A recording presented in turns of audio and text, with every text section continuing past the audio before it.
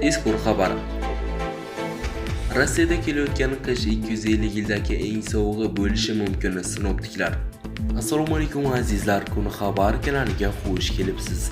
Agarda kanalimizda yangi bo'lib turgan bo'lsangiz, videoroligimiz ostiga bir dona like tugmachasini bosib, kanalimizga obuna bo'lib qo'yishni unutmang. Rossiyada butun mamlakat bo'ylab qishda kuchli sovuq va kuchli qor yog'ishi kutilmoqda.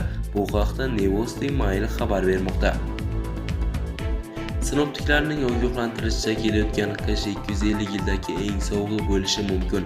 Markaziy va Volga-bo'yi hududlarda havo harorati Selsiy bo'yicha -35 darajagacha pasayib, qor yog'ishi 400 mm ga, shamol esa soniyasiga 22 metrgacha kuchayishi mumkin. Uralsda havo harorati -40 darajagacha pasayib, qor bo'ronlari va 350 mm gacha yog'ingarchilik bo'lishi kutilmoqda.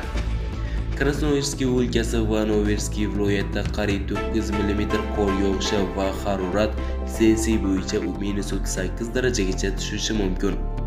Uzoq Sharqda harorat me'yordan past bo'lishi kutilmoqda.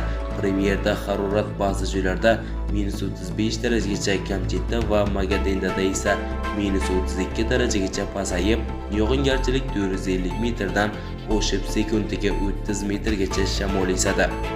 Ehtimoliy yuqori ssenariyga ko'ra Rossiyada kelayotgan qish o'tgan yilga qaraganda sovuqroq bo'ladi.